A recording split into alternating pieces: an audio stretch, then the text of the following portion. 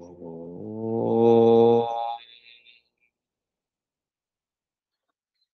योगे योगे तवस्तरं वाजे वाजे हवामहे सखाय इन्द्रमु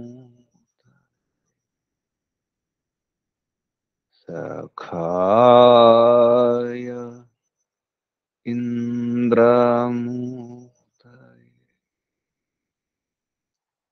ॐ ईशावास्यमिदं सर्वं यत्किं च जगत्यां जगत् तेन त्यक्तेन भुञ्जीथा मा गृध कस्य स्विद्धनं तेन त्यक्तेन भुञ्जीथा मा गृध कस्य स्विद्धनम् ॐ वायुरनिलममृतमथेदम् भस्मान्तं शरीरम् ॐ क्रतो स्मर क्लिबे स्मर कृतं स्मर ॐ क्रतो स्मर क्लिबे स्मर कृतं स्मर ॐ हिरण्मयेन पात्रेण सत्यस्य पिहितं मुखं योऽसावादित्ये पुरुषः सोऽसावहम् ॐ खं ब्रह्म ॐ खं ब्रह्म ॐ खं ब्रह्म ॐ शान्ति शान्ति शान्ति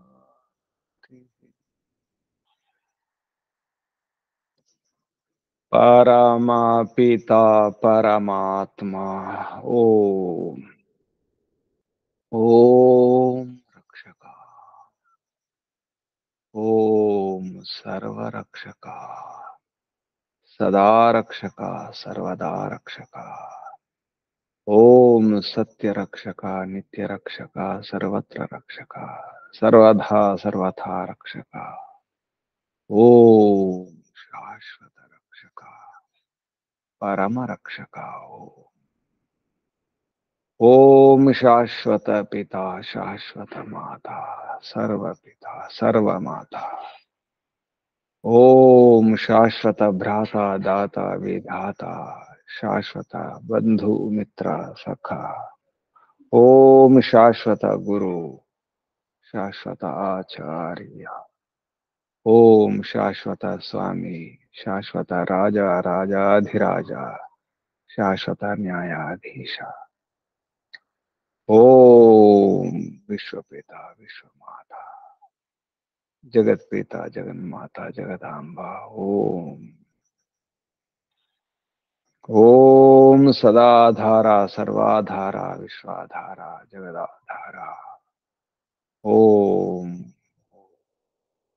ఓం సర్వాంతర్యామిన్ సర్వ వ్యాపక సర్వశక్తిమాన్ న్యాయకారి దయాళు ఓం సృష్టికర్త ధర్త హర్త ప్రళయకర్త ఓం ఓం భూర్భువస్వః ఓం భూ ఓం భువః ఓం స్వః ప్రాణదాత ప్రాణాధార ప్రాణప్రియ ఓం సమస్త దుఃఖ వినాశక సకల క్లేశ నాశక సంకట మోచక సచ్చిదానంద స్వరూప ఆనందదాత ఓం సుఖకర్త సుఖదాయక ఆత్మద బలద జ్ఞానద వర్చోద హర్షద మోక్షద ఓం ఓంకు వందనాలు. ఋషులకు మహర్షులకు మునులకు యోగులకు గురువులకు ఆచార్యులకు అధ్యాపకులకు పెద్దలకు మాతాపితలకు శ్రేయోభిలాషులకు మిత్రులకు జడచేతనాది చరాచర జగత్తుకు స్థావర జంగమాలకు వందనాలు. సర్వేభ్యో నమో నమః. ప్రణవః ప్రణామ. ఆత్మ బంధువులారా, శాశ్వత బంధువులారా, ధర్మ బంధువులారా, బ్రహ్మ బంధువులారా, ఆత్మీయ బాంధవులారా, మిత్రులారా, అత్యంత దుఃఖ నివృత్తి అభిలాషులారా, పూర్ణ పురుషార్థులారా, మోక్షాకాంక్షులారా, ముముక్షులారా, విశ్వాత్మ బ్రహ్మాత్మ పరమాత్మ దర్శన అభిలాషులారా, సాధకులారా, ఈశ్వరారాధకులారా, ఉపాసకులారా,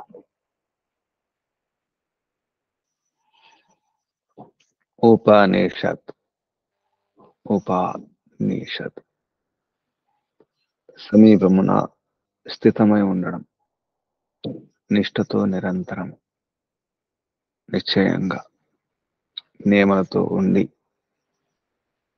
పరపిత పరమాత్మను ఉపాసించడం, ఉపస్థితమై ఉండడం, ఉపస్థానమై ఉండడం, ఉపని షద్ షద్ విశరణం గతి అవసాధనం, అవిద్యను నశింపజేసుకుని గతి బ్రహ్మజ్ఞానాన్ని పొంది ఈశ్వర సాక్షాత్కారం చేసుకుని దుఃఖాలను దూరం చేసుకోవడమే, కర్మ బంధనాలను శిథిలం చేసుకోవడము షదనే ధాతువుకు అర్థం. షదంటే ఉండడం కూడా, కూర్చోవడం. ఓం ఆవసు సదనే సీదా, సీదా కూర్చోండి, ఉండండి, ఉపస్థితం కండి. షదధాతు.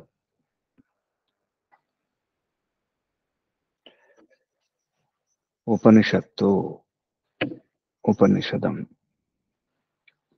పరమాత్మ ఓడిలో ఉండడమే, చివరికి దుఃఖం లేకుండా ఉండడమే.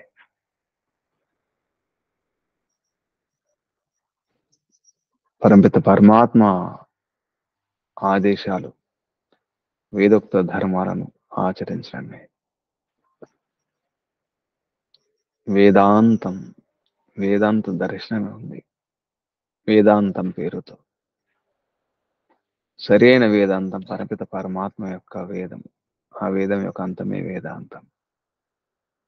అది నిజానికి అసలైనటువంటి వేదాంతం, వేద శీర్షము, వేదం, వేద శిరస్సు ఈశోపనిషత్తు అని చెప్పడం జరిగింది.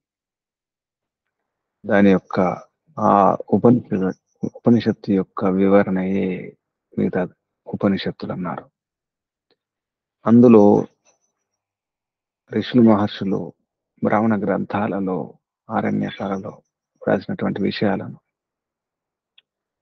లేదా వేద శాఖలను ఉద్దేశించి విశ్లేషణ చేస్తూ ఈశ్వర తత్వాన్ని వివరించడం జరిగింది. మిగతావి అన్ని కూడా ఋషికృతాలు. కేవలం ఈశోపనిషత్తు మాత్రమే ఈశ్వరీయం. అందులో వేదానుకూల ఉపనిషత్తుల్లో ముఖ్యమైన ఉపనిషత్తు కఠోపనిషత్తు. కఠ అనే శబ్దంలోని అర్థం ఉంది. కఠ కఠ అంటే కష్టం అని అర్థం. కృచ్ఛ్ర జీవనే, జీవనంలో ఉన్నటువంటి కష్టాలను దూరం చేసుకోవడం ఎలా, సందేహం దూరం చేసుకోవడం ఎలా. అసలైన సందేహం ఒకటే, మరణించిన తర్వాత ఈ ఆత్మ యొక్క గతి ఏమవుతుంది, ఆత్మ ఎక్కడ ఉంటుంది, శరీరాన్ని వదిలిపెట్టిన తర్వాత ఆత్మ యొక్క స్థితి ఏమిటి, అది ఎక్కడ ఉంటుంది అనే ప్రశ్నకు సమాధానమే ఈ ఉపనిషత్తు. అందులో ఈ ఉపనిషత్తులో ఆరంభ పదమే శబ్దమే ఉషన్. ఉషన్ అంటే ముముక్షు అవుతూ, మోక్షాన్ని కోరుతూ నచికేతుని తండ్రి గారు వాజశ్రవుని యొక్క సంతానం, వాజశ్రవుని యొక్క పుత్రుడు వాజశ్రవసుడు. వీరిని మరొక రకం వేరే పేరుతో పిలుస్తారు, ఉద్దాలకుడు. గౌతముడు అనే పేరు కూడా ఉంటుంది, గౌతమ, ఉద్దాలక, ఇవన్నీ కూడా. అతనికి ఒక కొడుకు నచికేతుడు. చికేత ఏది కోరని వాడు. చికేత అంటే కోరడం. చికేత ఇదొక గాథ, కల్పిత గాథ, ఇది చరిత్ర కాదు. నచికేత కూడా ఉండెను, యమాచార్యుడు ఉండెను, ఇతిహాసం కాదు ఇది, ఉపాఖ్యానం అంటారు దీన్ని. ఈ ఉపనిషత్తు మరొక పేరు నచికేత తర్వాత మృత్యుల ఉపాఖ్యానం. పుత్రుడు కష్టాల నుంచి, నరకం నుంచి, తల్లిదండ్రులు ఏదైనా కార్యం తలపెట్టినప్పుడు అసంపూర్ణమైనప్పుడు ఆ కార్యాన్ని పూర్తి చేసేవాడు తల్లిదండ్రుల, పెద్దల, ఆ వారసత్వం ఉన్నటువంటి వారి యొక్క, ఆ పరంపర ఉన్నటువంటి వారి యొక్క కార్యాలను, ఆ పరంపరను, వారసత్వాన్ని అందిపుచ్చుకొని దాన్ని ముందుకు తీసుకెళ్లేవాడి పుత్రుడు, పుత్రిక, సంతానం. సంతానం మంచి తానం. తానం అంటే విస్తృతం చేయడం, తను విస్తారే.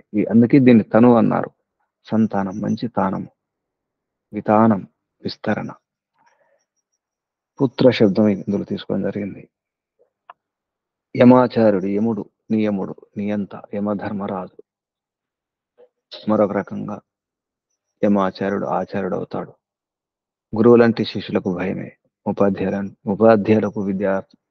ఉపాధ్యాయులు అంటే విద్యార్థులకు భయమే ఉంటుంది.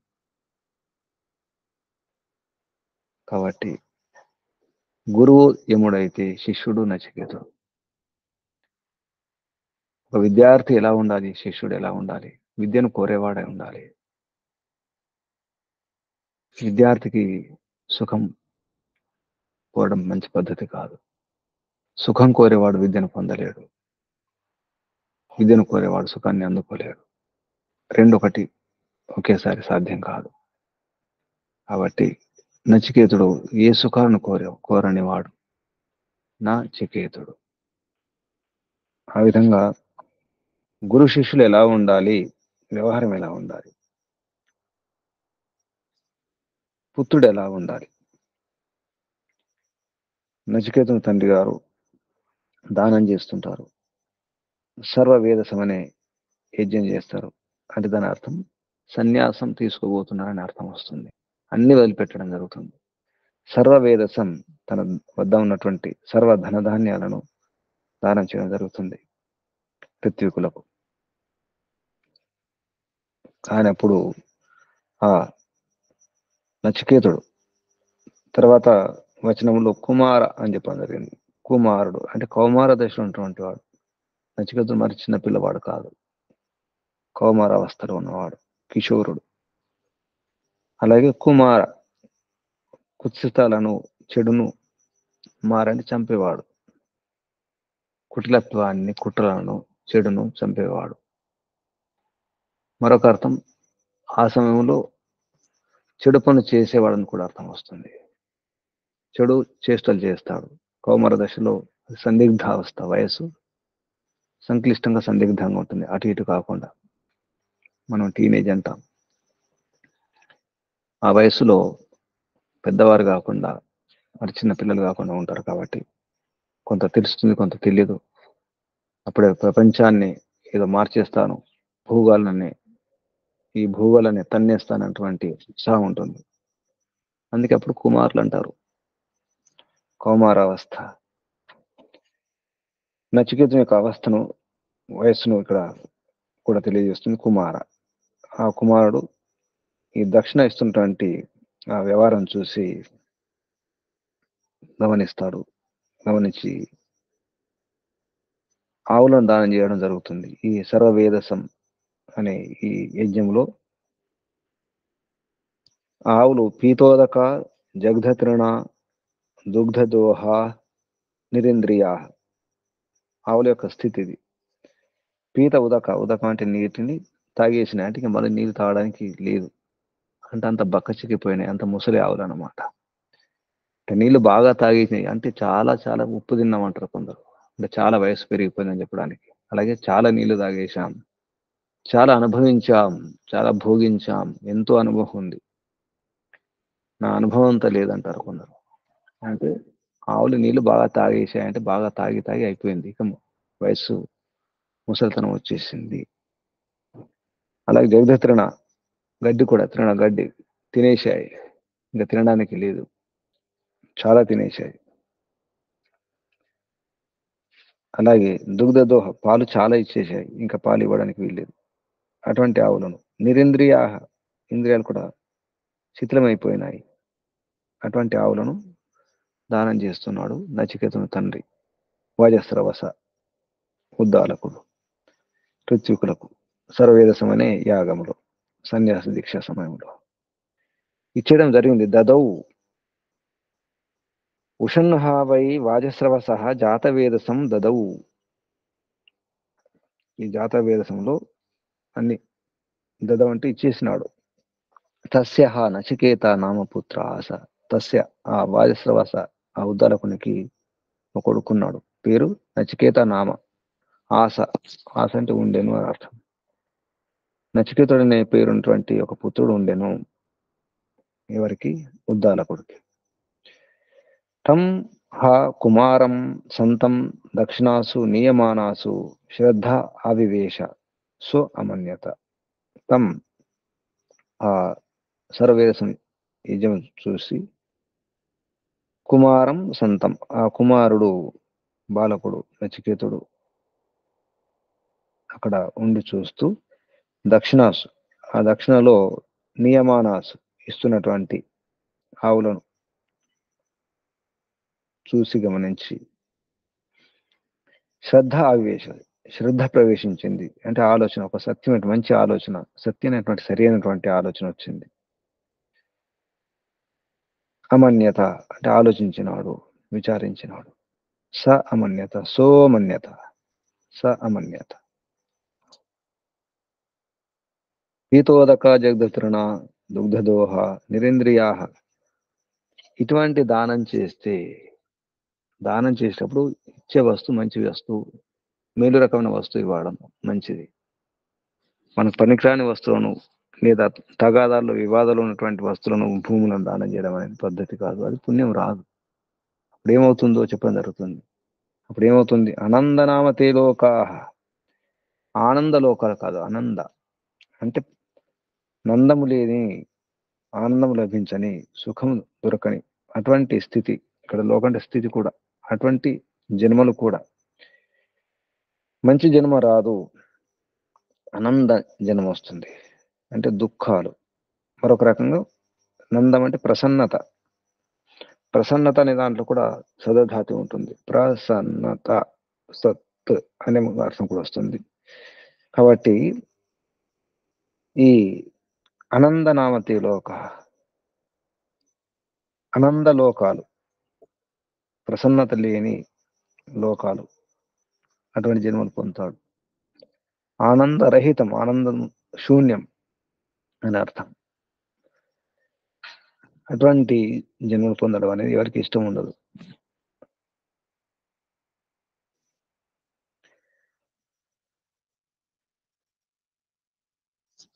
తాహ దదత్. ఇక్కడ తా అంటే ఆవులను, గాహ తా ఆవులను ఇవ్వడం అనేది ఉందో దాని వలన మోక్షం లభించదు, ఆనందరహితం అటువంటి స్థితి ఏర్పడుతుంది, పుణ్యం దొరకదని అర్థం. కాబట్టి దుఃఖం అని చెప్పకుండా నందమైతే లభించదు, ఆనందం లభించదు. ఆనందం లభించదంటే దుఃఖం కలుగుతుందా అని అర్థం కాదు. ఆనందం మాత్రం దొరకదు, మంచి జన్మ అయితే రాదు అని అర్థం. ఇటువంటి దానం చేయకూడదు. తీసుకుంటుంది సన్యాస దీక్ష, అన్ని వదిలిపెట్టాలి. నిజానికి మానసికంగా కూడా వదిలిపెట్టాలి. భౌతికంగా బయట కనిపించేవి వదిలిపెట్టడం కాదు, ఇల్లు పిల్లలు వదిలిపెట్టడం కాదు సన్యాసం అంటే. దక్షిణ తీర్థం అంతా ఇచ్చివేయడం కాదు, తన తనకు సంబంధించిన వస్తువులన్నీ కూడా దానం చేస్తే సన్యాసం అని కాదు, మానసికంగా వదిలిపెట్టాలి. అందుకే దానికి సంన్యాసం అన్నారు. సంన్యస్తం, మంచి న్యాసం. న్యాసం అంటే విడిచేయడం లేదా ఉంచడం. మంచి అక్కడ ఉంచేసేయాలి అంతే. అంటే మంచి ఎక్కడ ఉంచాలి? ఎవరైతే పాత్రలో రక్షించగలుగుతారో వారికి ఇచ్చి ఉంచాలి. సన్యాసంలో తన వస్తువులను, తన ధనాన్ని, ఐశ్వర్యాలను, అధికారాన్ని కూడా ఇవ్వడం ఉంటుంది. అది ఎవరికి ఇవ్వాలి అంటే పాత్రులకు ఇవ్వాలి, రక్షించే వారికి, ధర్మాన్ని రక్షించే వారికి, కనీసం ఆ వస్తువును రక్షించే వారికి, కాపాడుకునే వారికి మాత్రమే ఇవ్వడం ఉంటుంది. వారికి యోగ్యత ఉందా లేదా అని చూసి ఇవ్వాలి. సన్యాసం కూడా అంతే. అన్ని నుంచి వదిలిపెట్టాలి, మరి వాటిని రక్షించే వారికి ఇవ్వాలి, ఆ పరంపరను కాపాడే వారికి ఇవ్వాలి. సంతానానికి ఆస్తులు పంచడం జరుగుతుంది, సంతానం బాగలేకుండా ఇవ్వడం జరుగుతుంది. కానీ సంతానం మంచి సంతానం అయితేనే ఆస్తి ఇవ్వాలి నిజానికి. అది ధర్మం. తినే తాగే వారికి, నాశనం చేసే వారికి, ఎంతో కష్టపడి శ్రమించి తపస్సు చేసి సుఖాలను, ఆకలి దప్పికలను, నిద్రను అన్నిటినీ పనంగా పెట్టి సంపాదించి సాధించినటువంటి ధనాన్ని, ఆ వస్తువులను, సాధనాలను కూడా పనిచేస్తే ఆ పిల్లలు ఏం చేస్తారు? మంచి పిల్లలైతే కాపాడుకుంటారు, వృద్ధి చేసుకుంటారు, అభివృద్ధి చెందుతారు, పెంచుకుంటారు. యోగ్యత లేని వారికి ఇస్తే ఉన్న వాటిని అమ్మేసుకుంటారు, అప్పులు చేసుకుంటారు. కాబట్టి దానం చేసేటప్పుడు కూడా ఇచ్చే దానం మంచి దానమే ఉండాలి. వస్త్రదానం చేసిన, అన్నదానమైన, ఏ దానమైనా చెడిపోయిన పాచిపోయిన అన్నాన్ని దానం చేయకూడదు. పుచ్చులు పట్టినటువంటి, పురుగునటువంటి ధాన్యాన్ని ఇవ్వకూడదు. వస్త్రాలను కూడా చిరిగిపోయిన వస్త్రాలను ఇస్తారు. పారేసేటువంటి పనికిరాని వస్త్రం దానం చేస్తారు కొందరు.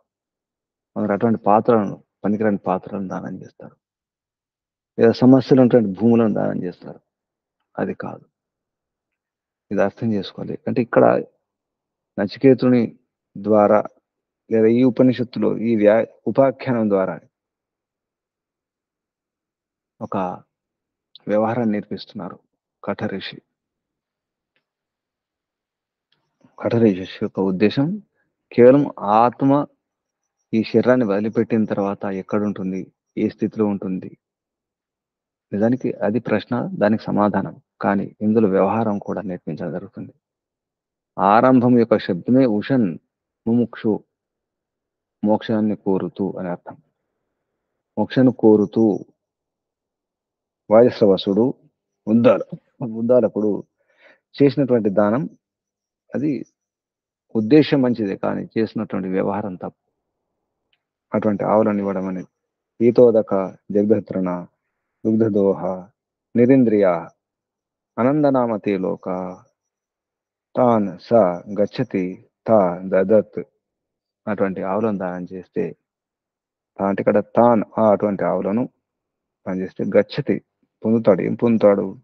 ఆనందనామ, ఆనందరహిత లోకాలు పొందుతాడు, అటువంటి జన్మలు పొందుతాడు. కాబట్టి అటువంటి పని చేయకూడదు. గమనిస్తున్నాడు పుత్రుడు, కుమారుడు నచికేతుడు తండ్రి గారి యొక్క వ్యవహారాన్ని. సహోవాచ పితరం తత కస్మై మాం దాస్యసి ఇది. స హోవాచ, సహ ఉవాచ, సహా అతడు నచికేతుడు హా నిశ్చయంగా లేదా వాచ చెప్పాడు, ఉవాచ అన్నాడు, ఏమన్నాడు, పితరం పితర అంటే తండ్రిని, తథా కస్మై మాం దాస్యసి, తథ అంటే ఇక్కడ తాత అని అర్థం, మన తెలుగులో తాత అంటాం, అది త్రాత, అదే శబ్దం ఇక్కడ తత, తత అంటే పితాజీ అని అర్థం. హే తాత, హే పితాజీ, నాన్నగారు, కస్మై మాం దాస్యసి, కస్మై ఎవరికి, మాం నన్ను, దాస్యసి ఇస్తారు, దానం చేస్తారు, ఆవులను దానం చేశారు కదా, మరి నన్ను ఎవరికి దానం చేస్తారు, అన్నింటిని వదిలిపెట్టేస్తున్నారు, సన్యాసం తీసుకోబోతున్నారు, సర్వవేదసం యాగం చేసినారు, అంత దానం చేయడం జరిగింది, మరి నన్ను ఎవరికి ఇస్తారు, ఎవరికి దానం చేస్తారు. కస్మై మాం దాస్యసి ఎవరి కొరకు, కస్మై చతుర్థి విభక్తి ఏకవచనం, అంటే ఎవరికి, మాం నన్ను, దాస్యసి ఇస్తారు, ఇది అని అన్నాడు. సహ నచికేత హ ఉవాచ, నచికేతుడు ఇలా అన్నాడు, పితరం తండ్రిని, తాత హే తాత, హే తండ్రి, హే త్రాత రక్షించేవాడు పిత కాబట్టి పోషించేవాడు, పాలయిత పోషయిత పిత, పాలనే ధాతు, పితనే త్రాత కూడా రక్షించేవాడు కూడా, త్రాణం చేసేవాడు, పరిత్రాణం చేసేవాడు, త్రాత తాత. ద్వితీయం తృతీయం తం హోవాచ మృత్యువే త్వా దదామి ఇది. నచికేతుడు అడుగుతున్నాడు, నన్ను ఎవరికి దానం చేస్తారంటే తండ్రి గారు వినలేదు, మౌనం, పిల్లవాడు కదా, పిల్లలు అడుగుతుంటారు. రెండవసారి అడిగాడు, ద్వితీయం రెండవసారి అదే, తత హే తాత హే పితాజీ కస్మై మాం దాస్యసి ఇది, నన్ను ఎవరికి దానం చేస్తారు, మళ్ళీ అడిగాడు రెండవసారి. ఆయన ఆ వాజసవసుడు ఉద్దాలకుడు మౌనం, ఏమనలేదు, స్పందన లేదు. మూడవసారి తృతీయం, మూడోసారి కూడా అలాగే, కస్మై మాం దాస్యసి, నన్ను ఎవరికి దానం చేస్తారు, ఎవరికి ఇస్తారు. ఆ పిల్లవాడికి శ్రద్ధ ఆవివేశం అని చెప్తున్నారు. శ్రద్ధ ప్రవేశించింది అంటే సత్యం పట్ల, వాస్తవిక విషయం పట్ల వారికి అవగాహన కలిగింది. శ్రద్ధ ఆవివేశ రెండవ వచనం చెప్పడం జరిగింది. శ్రద్ధ ప్రవేశం అంటే అసలు సత్యం ఏంటో అర్థమైపోయింది. శ్రద్ధ అంటే సత్యము, అంటే ధారణ, సత్యాన్ని ధరింపజేసుకోవడం శ్రద్ధ.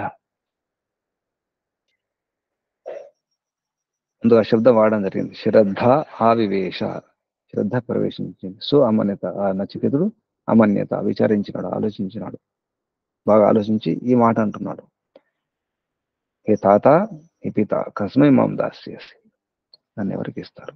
ఎందుకంటే తండ్రి గారికి అనంతనామతేలో ఒక తండ్రి గారు మోక్షం పొందాలి, కౌమార స్థితిలో ఉన్నటువంటి ఆ పుత్రుడు, ఆ కుమారుడు నచికేతుడు అర్థమైపోయింది, పితాజీకి నాన్నగారికి మోక్షం లభించదు, ఎందుకంటే అనంతనామతిలోక ఆనంద లోకాలు లభించవు, ఆనందరహితమే. ఏ ఉద్దేశంతో ఈ సర్వవేద సంయాగం చేసినారో, ఈ ఉద్దేశంతో సర్వస్వాన్ని, సర్వ ధనధాన్యాలన్నీ కూడా దానం చేసినారు, ఇచ్చేసినారు, కానీ అది సరైనటువంటి పద్ధతి లేదు. ఆ గోదానం చేసేటప్పుడు సరైన దానం చేయలేదు. గోవులు అంటే మరొక అర్థం కూడా, భూమిని గోవులు అంటారు, ఇంద్రియాలను గోవులు అంటారు, చలనంలో గతిలో ఉన్నవన్నీ కూడా గోవులే. గోవులను దానం చేస్తున్నారు, ఏ దానం చేస్తున్నారు, పీతోదక జగదత్రణ దుగ్ధదోహ నిరింద్రియ. మన సన్యాసం అనేది అంటున్నాము, లేదా చివరి దశలో 70, 80 ఏళ్ళు 90 ఏళ్ళు వచ్చిన తర్వాత అప్పుడు సన్యాసం అనుకుంటారు. ఇక్కడ ఒక రహస్యం చెప్పడం జరిగింది. అటువంటి నిరింద్రియం అయిన తర్వాత, ఇంద్రియాలు శిథిలమైపోయిన తర్వాత, ఇంద్రియ శక్తి లేని సమయంలో, అంటే ఇంద్రియాలు పనిచేయవు, కళ్ళు కనిపించవు, చెవులు వినిపించవు, నోట్లో దంతాలు ఊడిపోయి ఉంటాయి, చొల్లు గారుతుంటుంది మాట్లాడుతుంటే. ముక్కుసరి వాసన పనిచేయదు. చర్మం ఢీలా పడిపోయి ఉంటుంది. ముడతలు వచ్చేసి ఉంటుంది. స్పర్శ జ్ఞానం ఉండదు. చర్మంలో ముడతలు వస్తే సరైన స్పర్శ ఉండదు. మామూలుగా ముడతలు ఉన్నప్పుడు స్పర్శ ఉండదు. ఇంద్రియాలు పనిచేయవు, కాళ్ళు కీళ్ళు పనిచేయవు. అటువంటి సమయంలో నేను దేశం కోసం, ధర్మం కోసం త్యాగం చేస్తున్నాను అనేవారు కూడా ఉంటారు. వారికి సేవ అవసరం ఉంటుంది. ఆ సమయంలో 89 ఏళ్ల వయసులో సేవ అవసరం ఉంటుంది. వృద్ధాప్యం వచ్చేస్తుంది. అప్పుడు ఇంకేం దేశం కోసం, ధర్మం కోసం చేస్తారు ఆ వయసులో. అప్పుడు యోగాభ్యాసం చేసుకుంటాం, ధ్యాన స్థితిలో కూర్చుంటాము, గంట 2 గంటలు కూర్చుంటాము అని అనుకుంటారు.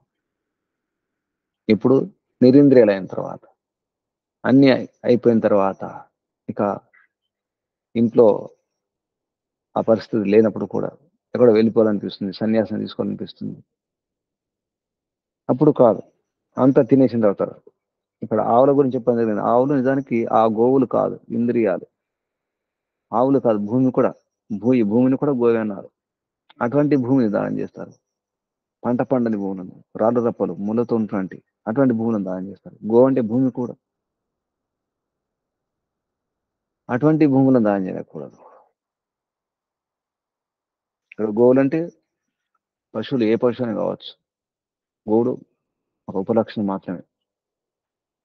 ఇతర పశువులకు ప్రతినిధిగా చెప్పడం జరిగింది గోవులు. ఏ పశువు అయినా, మేకల దానం చేసినా, గుర్రాలు దానం చేసినా, ఏ దానం చేసినా చివరికి ఈశ్వరోపాసనకు ఈ ఇంద్రియాలనే గోవులను దానం చేయడం జరుగుతుంది. యోగ సాధనలో ఇంద్రియాలను దానం చేయాలి. ఇంద్రియ నిగ్రహంతో, ఇంద్రియ జయంతో. ఆ ఇంద్రియాలు బాగున్నప్పుడే, యవనంలో ఉన్నప్పుడే. నచికేతునికి ఎప్పుడు వచ్చింది శ్రద్ధ? ఎప్పుడు ప్రవేశించింది? చిన్నప్పుడే, బాల్యావస్థలోనే. బాల్యావస్థ దాటి కౌమార స్థితిలో. అందుకే కుమార్ అని శబ్దం వాడడం జరిగింది. ముందు పుత్ర అన్నారు మొదటి వచనంలో. తస్యహ నచికేత నామ పుత్ర ఆశ. పుత్రుడు ఉన్నవ నరకం నుంచి రక్షించేవాడు, లేదా అసంపూర్తి కార్యాలను పూర్తి చేసేవాడు, సంతోషం కలిగించేవాడు, తల్లిదండ్రులకు పెద్దలకు సంతోషం కలిగించేవాడు పుత్రుడు, రక్షించేవాడు పుత్రుడు. అందరికి పుత్రుడు, శాశ్వత పుత్రుడు పరంపిత పరమాత్మే. పిత కూడా పరంపిత పరమాత్మే. నిజానికి అసలు పుత్ర శబ్దం పరమాత్మ యొక్క నామం. పుత్ర, పిత. పిత, పుత్ర పరమాత్మ యొక్క నామాలే. ఇక్కడ నచికేతుడు పుత్రుడు. ఎవరికి పుత్రుడు? వాజస్రవసునికి. వాజస్రవసుడు. ఆ శబ్దంలోనే అర్థం ఉంది. వాజ అన్నం శ్రవస. శ్రవణం అంటే మంచి పేరు. అతని పేరు ప్రపంచంలో మారుమోగిపోతుంది అంటే కీర్తి అని అర్థం. వాజ అన్నము, శ్రవస కీర్తి. ఇది నిరుక్తంలో తినే అర్థం. అంటే ఆ కుటుంబంలో వారి పెద్దలందరూ కూడా అన్నదానం బాగా చేసేవారు. అన్నదానం చేసి కీర్తిని గడించిన వారు. అటువంటి వంశంలో పుట్టినటువంటి వాడు ఉద్దాలకుడు. అందుకే అతని పేరు వాజస్రవసుడు. వాజస్రవ వంశంలో ఉన్నవాడు వాజస్రవసుడు. అట్లా ఉండి కూడా చేస్తున్నటువంటి వ్యవహారం ఎటువంటిది? పుత్రుడు ఉన్నాడు నచికేతుడు, గమనిస్తున్నాడు. రెండవ వచనంలో కుమార అని చెప్పినారు. చెడుని దూరం చేసేవాడని కూడా అర్థం వస్తుంది. చెడు చేష్టలు చేసేవాడు కూడా. కోమరస్థితిలో చెడు చేష్టలు చేస్తారు. అటువంటి కుమారుడు. ఆ కుమార అవస్థలో చిన్న వయసులోనే శ్రద్ధ ప్రవేశించింది. శ్రద్ధ ఆవివేశ, శ్రద్ధ ఆవహించింది. శ్రద్ధ లోపల ప్రవేశం అంటే అసలైనటువంటి ఆలోచన, సత్యమైనటువంటి ఆలోచన వచ్చేసింది. అమన్యత ఆలోచించినాడు. అప్పుడు అడుగుతున్నాడు, ఏ తాత కస్మై మాం దాస్యసి. మనకెప్పుడు వస్తుంది? మనకు శ్రద్ధ ప్రవేశించిందా లేదా? నాలో శ్రద్ధ ప్రవేశించిందా లేదా? నాలో శ్రద్ధ ఉందా లేదా? శ్రత్ ధా, సత్యం పట్ల ధారణ ఉందా లేదా? సత్యాన్ని ధరించినానా లేదా? అది గమనించాలి. సత్యాన్ని ధరించి ఆలోచించాలి. నచికేతుడు చేసింది అదే. శ్రద్ధ ఆవివేశ స అమన్యత. శ్రద్ధతో ఆలోచించాలి. వయసు ఉడిగిన తర్వాత ఈ గోవుల్లాగా అప్పుడు కాదు అని చెప్పడానికి గోవులు అనే శబ్దం తీసుకోవడం జరిగింది. పీతోదక జగదత్రణ దుగ్ధదోహ నిరింద్రియ అనందనామతే లోకాః తాన్ స గచ్చతి దదత్. ఈ విధంగా ఇక్కడ నిజానికి గోవులని మాట కూడా ఇక్కడ ఈ వచనంలో ఈ వాక్యాల్లో లేదు. పీతోదక అన్నారు, జగదత్రుని అన్నారు, దుగ్ధదోహ అన్నారు, నిరింద్రియ అన్నారు, అనందానామతే లోక తాన్ స గచ్చతి దదత్. ఆవులన్న మాట లేదు, కానీ మనం అనుకోవడం అంటే అటువంటి ఇంద్రియాలు అనుకోవడం, అటువంటి వస్తువులను దానం చేయడం పద్ధతి కాదు. అలాగే వయసులో ఉన్నప్పుడే చిన్నప్పటి నుంచి యోగాభ్యాసం, యోగ సాధన, దాని పట్ల శ్రద్ధ అవసరం. శ్రద్ధ ఆవేశించాలి, ప్రవేశించాలి చిన్నప్పుడే. కౌమార వస్తువులని ఇక్కడ కుమార శబ్దం అందుకే చెప్పడం దాన్ని కౌమార వస్తువు అనేది సాధ్యమవుతుంది. బాల్యంలో అంత అవగాహన ఉండదు కాబట్టి కౌమార స్థితిలో నుంచి ప్రారంభించాలి. అందుకే 5 ఏళ్ల వరకు పిల్లలను మహారాజుగా పెంచాలి, 5 ఏళ్ల తర్వాత బానిసగా పెంచాలన్నారు. అందుకే విద్యాలయం పంపిస్తారు, గురుకులం పంపిస్తారు 5 ఏళ్ల తర్వాత. ఇప్పుడు కూడా ప్రభుత్వం ఏముంటుంది, 5 ఏళ్ల తర్వాతనే ప్రభుత్వ పాఠశాల ప్రవేశం అవసరం. అది ఇక 6, 7, 8 ఏళ్ళు వచ్చిన తర్వాత ఎవరు కూడా ఇంట్లో తమ పిల్లలను ఉంచుకోవడానికి వీల్లేదు, దండనీయులు తల్లిదండ్రులు. అప్పుడు విద్య నేర్చుకోవడం అవసరం ఉంటుంది, విద్యను పొందాలి, నింపుకోవాలి. అది బ్రహ్మచర్య ఆశ్రమం. అప్పుడే ఇది నేర్పించాలి. ఇటువంటివి ముసలైన తర్వాత, వృద్ధాప్యం వచ్చిన తర్వాత, ఇంద్రియాలు పని చేయనప్పుడు కాదు, శరీరం సహకరించినప్పుడు కాదు. శరీరం సహకరిస్తున్నప్పుడే అది ఆరంభంలోనే పునాదిలోనే ఉండాలి. ఆ విషయాన్ని ఇందులో స్పష్టం చేయడం జరిగింది. కఠోపనిషత్తు యొక్క ఉద్దేశమే కష్ట జీవనాన్ని దూరం చేసుకుని ఎలా. శబ్దమే కృచ్ఛ్ర, కష్టం. కఠ అంటే కష్టం, కఠోర శబ్దం. మన కఠోరంలో కూడా కఠ శబ్దం ఉంటుంది. ఇది యజుర్వేదం యొక్క శాఖ అని చెప్పినారు, కృష్ణ యజుర్వేదం యొక్క శాఖ అని చెప్పినారు. కఠఋషి కొందరు ఏమంటారంటే మహాభారతంలో మహర్షి వైశంపాయనుడు ఉంటాడు. మహర్షి వైశంపాయను యొక్క శాఖ ఇది. అంటే వైశంపాయను యొక్క పేరే కఠశాఖ, కఠఋషి. యజుర్వేదంలో కఠశాఖ ఉంటుంది. అంటే వేదాల్లో ఎన్నో శాఖలు ఉంటాయి, 1127 శాఖలు ఉన్నాయి. 4 వేదాలు 1127, ఈ 4 వేదాలు మొత్తం కలిపి 1131 వేదానికి సంబంధించినటువంటి. దాని అర్థం ఏంటంటే 1127 వేద విద్యలని అర్థం. అన్ని సబ్జెక్టులు ఉండేవి అప్పుడు. అందులో ఒక శాఖ కఠశాఖ. ఈ విధంగా జీవితంలో కష్టాలను, కఠోరత్వాన్ని దూరం చేసుకునే అవసరం. ఆ ఉద్దేశం కూడా ఈ ఉపనిషత్తు యొక్క నామంలో మనకు స్పష్టమవుతుంది. ఋగ్వేదంలో ఈ యమ సూక్తం ఉంటుంది, 10వ మండలం 14వ సూక్తంలో. తర్వాత కుమార శబ్దం ఉన్నటువంటి సూక్తం కూడా ఉంటుంది, అందులో కూడా యమ శబ్దం ఉంటుంది, 11వ మండలంలో 135వ సూక్తంలో.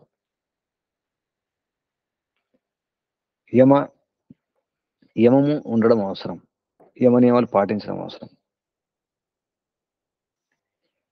అలా పాటించకపోతే అనందనామతే లోక, ఆనందం లభించదు. మన జీవితంలో కూడా మనకు ఆనందం లభించడం లేదు, ప్రసన్నత ఉండడం లేదు, అనుకున్నది సాధించడం లేదంటే కారణం ఇటువంటివి ఉంటాయి.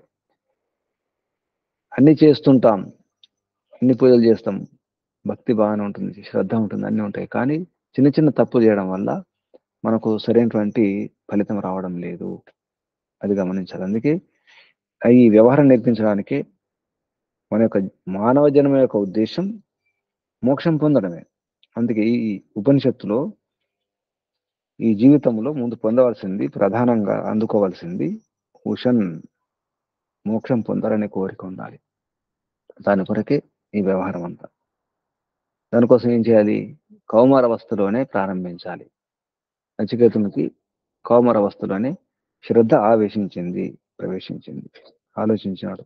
తండ్రి గారికి అప్రసన్న లోకాలు లభిస్తాయి, ఆనంద లోకాలు, ఆనందరహిత లోకాలు, అటువంటి స్థితి లభిస్తుంది. కాబట్టి ఇక్కడ వచ్చే జన్మ కాకుండా అసలు మానసిక స్థితి కూడా మారే అవకాశం ఉంది. మానసికంగా కూడా ఆ ప్రసన్నత, ఆ సంతుష్టి, సంతృప్తి ఉండదు. ఎందుకంటే చేస్తున్నటువంటి ఆ పొరపాటు కనుక అర్థమైతే, గమనిస్తే, నేను తప్పు చేసినాను, ఎటువంటి దానం చేసినాను, పేరు సర్వవేదసం, మోక్షం కొరకు, మోక్షత్వం, ఆ భావనతో సర్వస్వాన్ని దానం చేసి సన్యాస దీక్ష తీసుకునే ముందు ఇటువంటి వ్యవహారం చేస్తే, అర్థమైతే మాత్రం ఆ సన్యాసం కూడా సన్యాసం కాదు.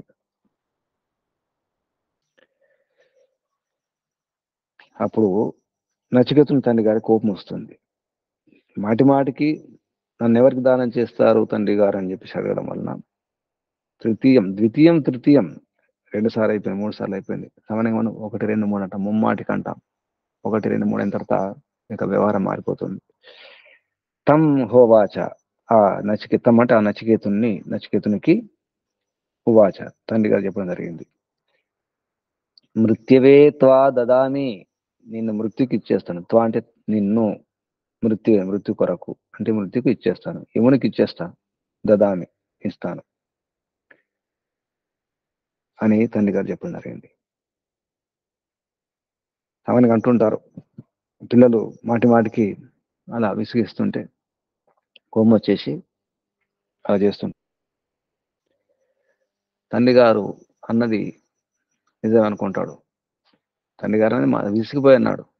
విసుగు వచ్చేసి భరించలేక, చిన్నపిల్లవాడు కదా, అనుభవం లేదు కదా, ఏదో అడుగుతున్నాడు మాటి మాటికి, నన్ను ఎవరికి దానం చేస్తారు, నన్ను ఎవరికి దానం చేస్తారు, నన్ను ఎవరికి దానం చేస్తారు తండ్రి గారు, నేను మృత్యువుకి ఇచ్చేస్తాను, యమునికి ఇచ్చేస్తాను.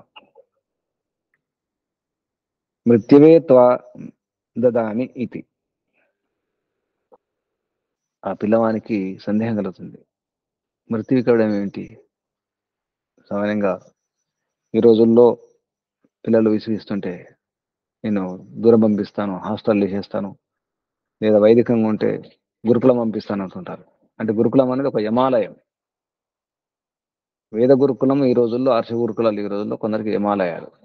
అలానే వాళ్ళు కొంటారు, గురుకులం పంపిస్తాం లేదా హాస్టల్ పంపిస్తాం, అంటే ఇంటికి దూరంగా ఉంచుతాం, అమ్మ నాన్నకు దూరం అనేసరికి పిల్లలకు భయం వేస్తుంది. అలా నచికేతునికి సందేహం కలుగుతుంది. నన్నెందుకు పంపిస్తారా? ఆ యముడు నన్నేం చేసుకుంటాడు? నేను అంత అల్లరి పిల్లవాని కాదు కదా, అంత హీనుని, దుష్టుని కాదు కదా.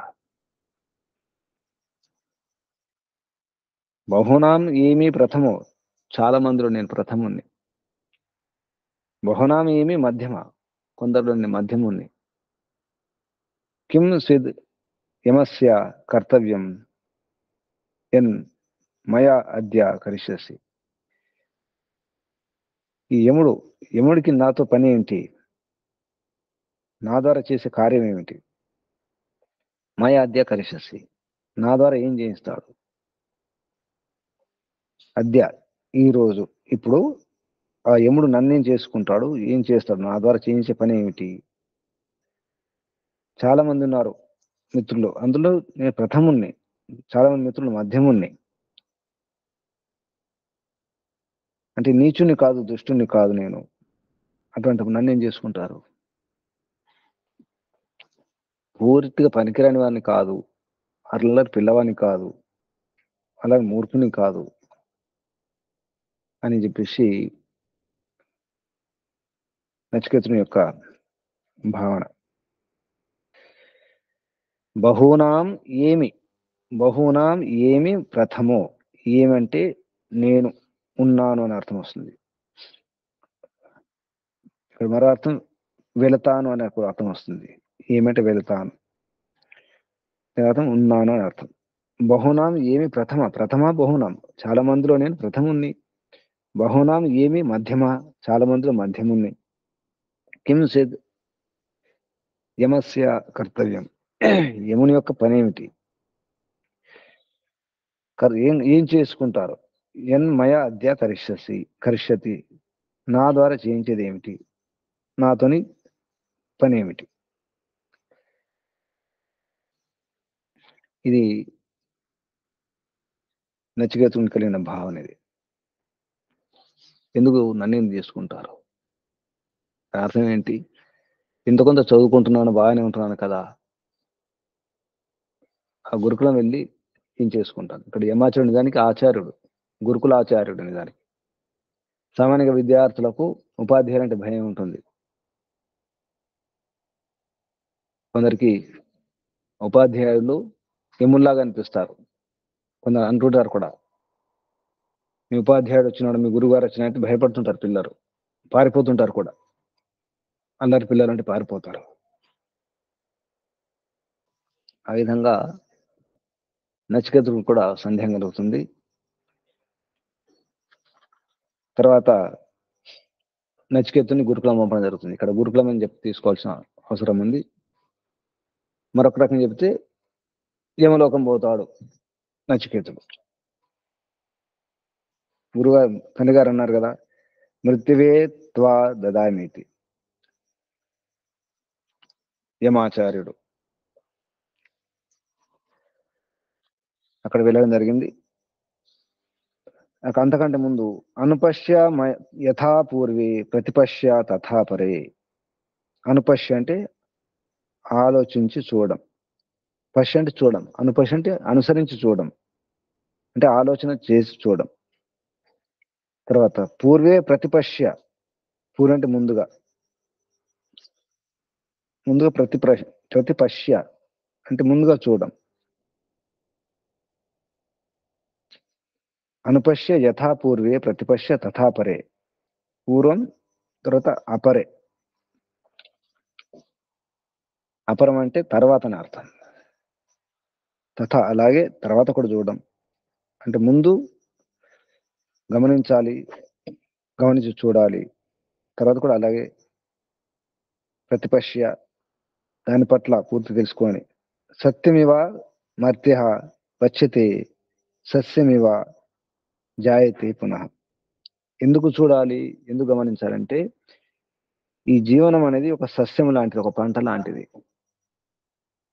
పంట పండిన తర్వాత ఆ సస్యం, ఆ పంట ఉండదు.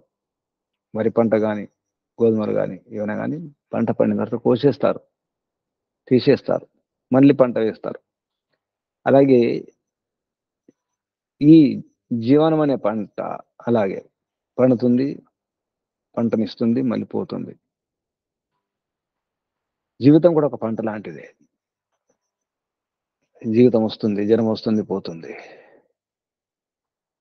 అటువంటి జీవనం ఇది. అందుకే ఇక్కడ దాన్ని గమనించాలి. అనుపశ్య ప్రతిపశ్య, గమనిస్తుంటే ముందు తర్వాత గమనిస్తే పంట కంటే ముందు ఎలా ఉంది, పంట వేసిన తర్వాత ఎలా ఉంది, పంట పోయిన తర్వాత ఎలా ఉంది, మళ్ళీ ఏమవుతుంది, ఇదంతా గమనిస్తే ఈ జన్మలో ఉన్నాం, ఇంతకు ముందు ఏ జన్మ, ఇప్పుడు ఏ జన్మ, తర్వాత ఏ జన్మ వస్తుంది. అనుపశ్య ప్రతిపశ్య. పూర్వము అపరం, పూర్వాపరాలు గమనిస్తే అర్థమవుతుంది.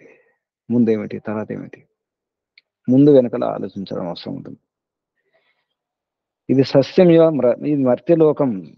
ఈ మర్త్యలోకం సస్యం ఇవ, పంటలాగా ఉంటుంది. ఇది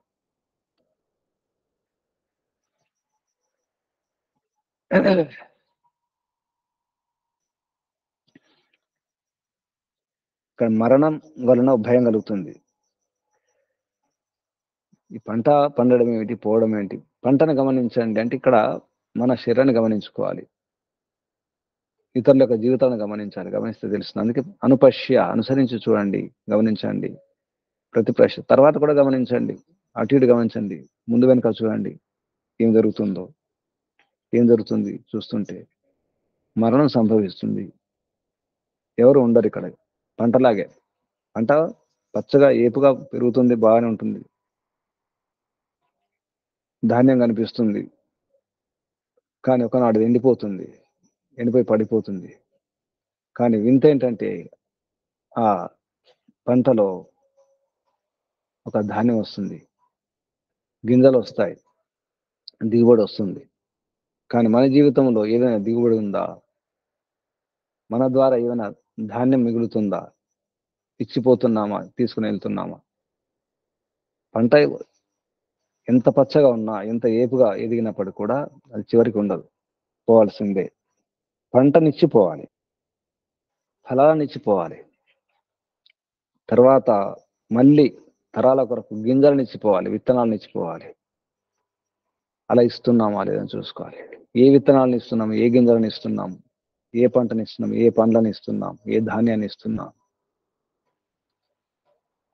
మన కళ్ళ ముందు కనిపించేది పంట. ఈ జీవితం కూడా పంటే. అందుకే పెళ్ళంటే నూరేళ్ల పంట అంటారు. ఆ పంట పండాలి కదా. దీని అర్థం ఏంటంటే మరణాన్ని గమనించండి. ఎంత ప్రయత్నం చేసినా పంట ఉండదు, ఆ మొక్కలు ఉండవు. కాబట్టి మనం కూడా ఉండం. పంటనిచ్చిపోవాలి, మంచి పంటనిచ్చిపోవాలి. తర్వాత వారసత్వాన్ని ముందు తరాలు వెళ్ళాలంటే పంట ఆ ఆ రకం పంట పండాలంటే అటువంటి విత్తనాలు ఉండాలి. ఇప్పుడు ఎన్నో విత్తనాలు దూరం చేసుకున్నాం మనం. ప్రపంచంలో పాత వంగడాలు, పాత గింజలు, పాత విత్తనాలు, పాత పంటలు కనిపించకుండా పోతున్నాయి. కూరగాయలు కావచ్చు, ధాన్యం కావచ్చు, బలాన్ని ఇచ్చి, ఆరోగ్యాన్ని ఇచ్చి, పుష్టిని ఇచ్చినటువంటి పంటలు ఇప్పుడు దొరకడం లేదు. వెతకాల్సి వస్తుంది, ఆలోచించాల్సి వస్తుంది, ప్రయత్నం చేయాల్సి వస్తుంది.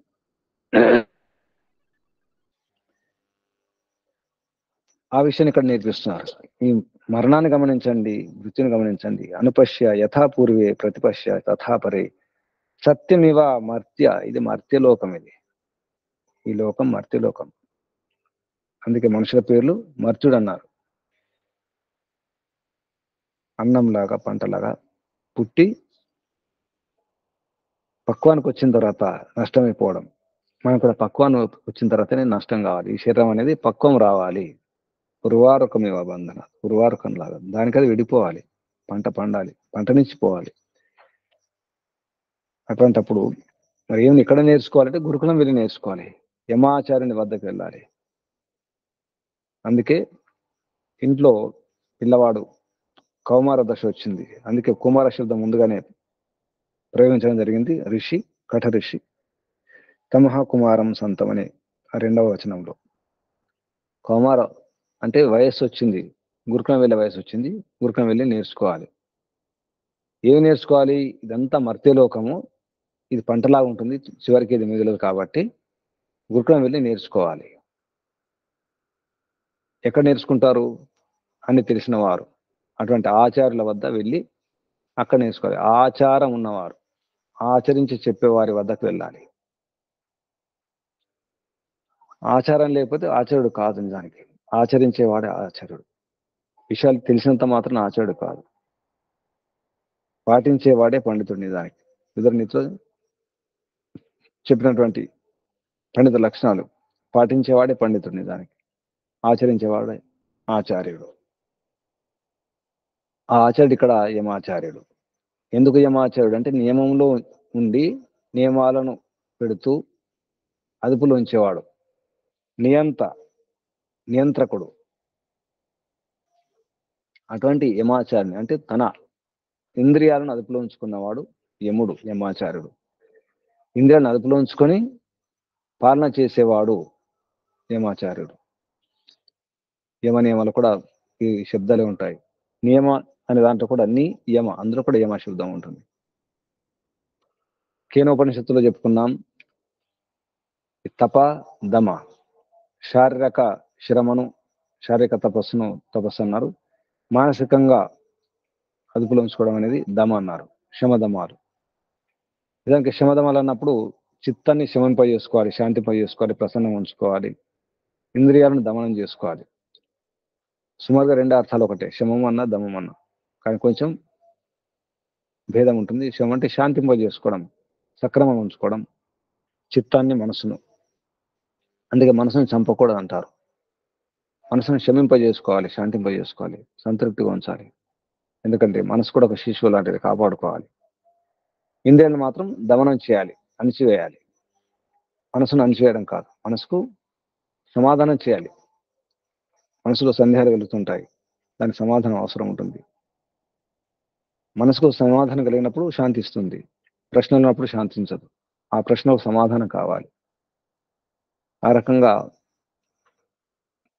యమాచార్యుడు వద్దకు వెళ్ళినప్పుడు ఇదంతా పరిష్కారం అవుతుంది. కాబట్టి ఇక నేను పంపిస్తా అని చెప్పేసి అనగానే నచికేతునికి అర్థమైపోతుంది, ఇక్కడ ఉండడం లాభం లేదు, ఇక వెళ్ళాల్సిందే అన్నారు కదా. మామూలు మాట వరుసకి ఏదో విసుగొచ్చేసి అన్నారు తండ్రి గారు వాజస్రవసుడు, ఉద్దాలకుడు. కానీ నచికేతునికి అదే శిరోధార్యం, తండ్రి ఆజ్ఞ, అది తండ్రి గారి ఆదేశం. కాబట్టి గురుకులం వెళ్ళడం జరిగింది. యమాచరుని వద్దకు వెళ్ళడం జరిగింది. వెళ్ళినప్పుడు అక్కడ ఆ ఆశ్రమంలో యముడు లేడు,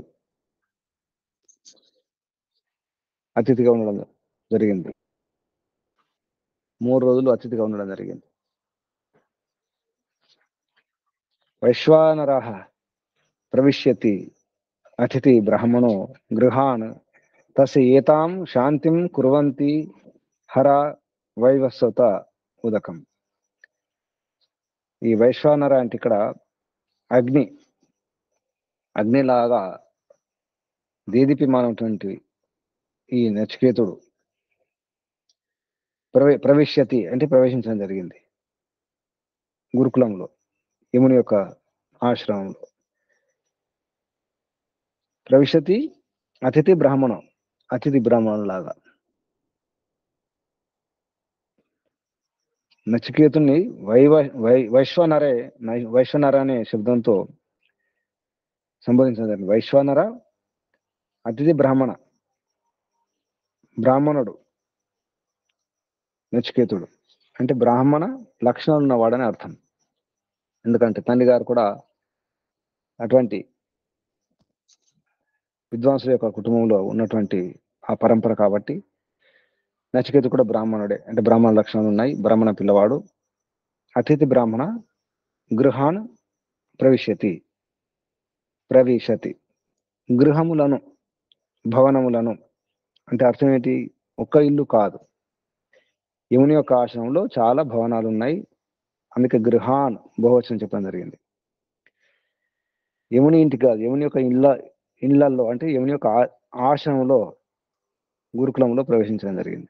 తస్య ఏతాం శాంతిం కుర్వంతి,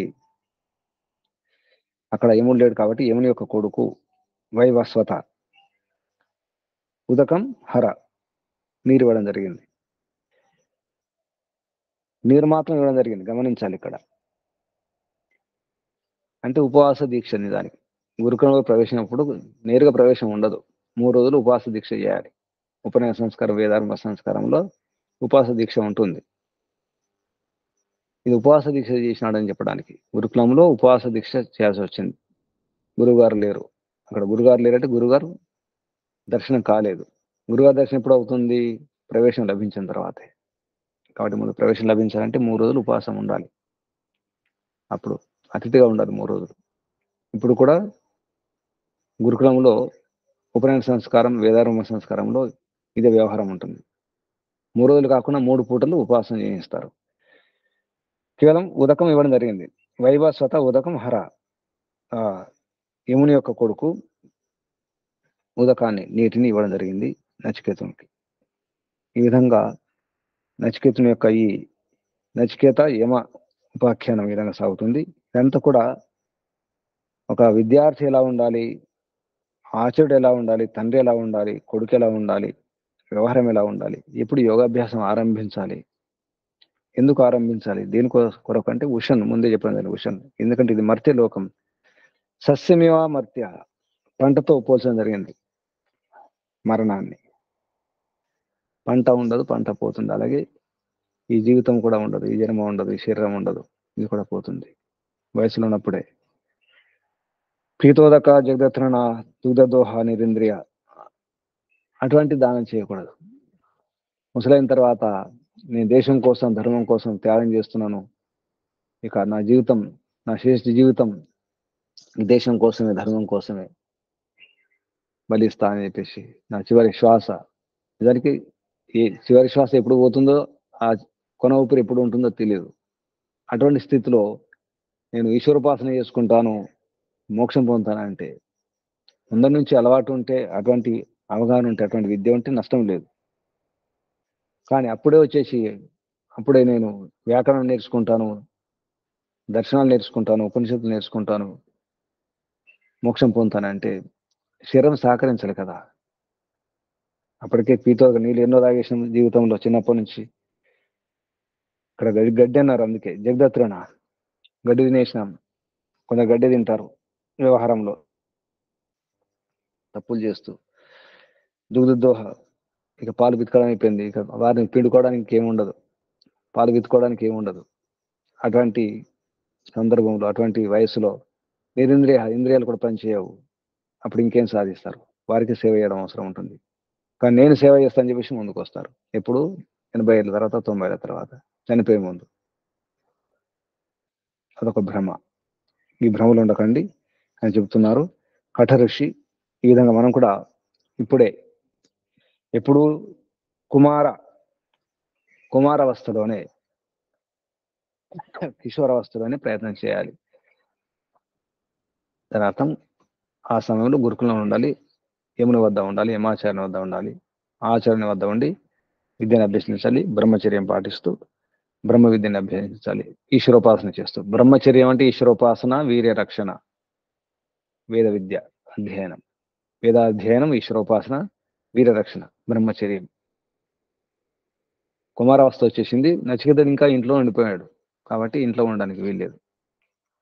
యముని వద్దకు వెళ్ళాల్సిందే, విద్యను పొందాల్సిందే. ఇది విధానం, ఇది జీవన విధానం. లేకపోతే పంటలాగే ఉంటుంది మర్త్యం. ఇది మర్త్యలోకం. ఈ జన్మించడం అంటేనే, శరీరంలో ఉండడం అంటేనే మరణ భయం ఉంటుంది. శరీరం వదిలిపెట్టాల్సి వస్తుంది, మోహం పెరిగిపోతుంది శరీరం పట్ల. ఎక్కడ కొన్ని రోజులు ఉండేసరికి సుఖం అనిపిస్తే అక్కడే ఉండాలనిపిస్తుంది. నిజానికి మనం వచ్చింది యాత్ర కొరకు వచ్చాం, యాత్ర చేసుకుని వెళ్ళాలి కదా, తిరుగు ప్రయాణం ఉండాలి కదా, తిరుగు యాత్ర. రావడం అంటే పోవడం కోసమే, అది మర్చిపోయినాం. రావడం వచ్చినాం కానీ ఎక్కడ ఉండాలనుకుంటున్నాం. భ్రమలు పెరిగిపోయినాయి, మోహం పెరిగిపోయింది. మోహమే కాదు, మహామోహం. తామిశ్రం అంధతామిశ్రం అన్నారు యోగ దర్శనంలో. తామిశ్రం అంధతామిశ్రం ఈ మోహం అనేది. తమో గుణం, అవిద్య, మిథ్యాజ్ఞానం. దాన్ని దూరం చేసుకోవడానికి యమాచార్యుడు కావాలి. దానికి మనం నచికేతులం కావాలి. బయట ఏ కోరిక లేకుండా ఉండాలి. విద్యార్థి అంటే సుఖాన్ని త్యజించిన వాడే విద్యార్థి అవుతాడు. సుఖార్థి అయితే విద్యను త్యజించాల్సి వస్తుంది. కాబట్టి సుఖాలను వదిలిపెట్టాలి, కోరకుండా ఉండాలి. ప్రపంచం ముఖ్యం కాదు, పరమాత్మే ముఖ్యం. నచికేతులం అయ్యే ప్రయత్నం చేద్దాం. యముని వద్దకు వెళ్ళే ప్రయత్నం చేయాలి. నేర్చుకోవడానికి సిద్ధంగా ఉండండి. యముడు ఎలాగూ నియముడే, యమధర్మరాజే, నియంత్రణ ఉంచేవాడే, నియంతే, మంచి నియంత. కాబట్టి ఆ నియంత యొక్క ఆధీనం ఉండడం అవసరం. సురక్షితంగా ఉండగలుగుతాం, పొరపాటు చేయకుండా ఉండగలుగుతాం. తాడనాశ్రయనో గుణా, లాలనాశ్రయనో దోష. తాడన వలన, నియంత్రణ వలన గుణాలు పెరుగుతాయి, లాలన వలన దోషాలు పెరుగుతాయి. కాబట్టి లాలన కొరకు కాదు, తాడన కొరకే ప్రయత్నం చేయాలి. తాడన ఉండడం అవసరం. తాడన లేకుండా ఏది మోగదు, ఏ తబలా మోగదు. తాడన అవసరం ఉంటుంది. అందుకే శిక్షణ అవసరం ఉంటుంది. దేనికైనా అభ్యాసం అవసరం ఉంటుంది, సాధన అవసరం ఉంటుంది. సాధన చేసే ముందు మన స్థితి చూసుకోవాలి. చిన్నప్పటి నుంచే అలవాటు చేసుకోవడం అవసరమని ఇది ఒక ఉపదేశం, సందేశం. ఓం శం శుభం. మరొకసారి గమనించండి.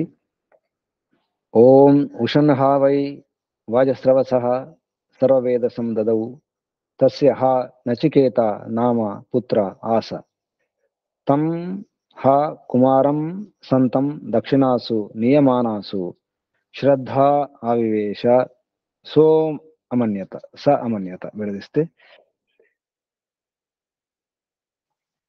పీతోదక జగ్ధతృణ దుగ్ధదోహ నిరింద్రియా. ఇక్కడ కూడా విసర్గలు వస్తాయి. పీతోదకా జగతృణాః దుగ్ధదోహాః నిరింద్రియాః అనందానామతే లోకాః. అనంద, ఇది గమనించండి, ఆనంద కాదు, అనంద. అనంద నామ తే లోకాః తాన్ స గచ్చతి తాః దదత్. ఇక్కడ విసర్గలు ఉండవు, వ్యాకరణ నియమాల అనుసారంగా. తాః దదత్. స హోవాచ, స హ ఉవాచ, స హోవాచ పితరం తత. తతకి తాత అని రాసుకోవచ్చు మీరు, శబ్దం తతనే, అది పితాజీ అని చెప్పడానికి, అది తాత లేదా త్రాత. స హోవాచ పితరం తత కస్మై మాం దాస్యసి ఇతి, దాస్యసీతి. ద్వితీయం తృతీయం తం హోవాచ మృత్యవే త్వా దదామి ఇతి, దదామి ఇతి. బహూనామేమి ప్రథమో బహూనామేమి మధ్యమః కిం స్విద్ యమస్య కర్తవ్యం యన్ మయా అద్య, యత్ మయా అద్య అవుతున్నది, యన్ మయా అద్య కరిష్యతి. అనుపశ్య యథా పూర్వే ప్రతిపశ్య తథా పరే. సస్యమివ మర్త్యః పచ్యతే సస్యమివ జాయతే పునః. వైశ్వానరః ప్రవిశతి అతిథిర్బ్రాహ్మణో గృహాన్. వైశ్వానరः ప్రవిశతి అతిథిః బ్రాహ్మణः గృహాన్.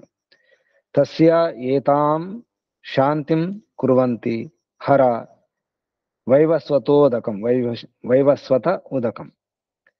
వైశ్వానరः ప్రవిశతి అతిథిః బ్రాహ్మణः గృహాన్ తస్య ఏతాం శాంతిం కుర్వంతి హర వైవస్వత ఉదకం.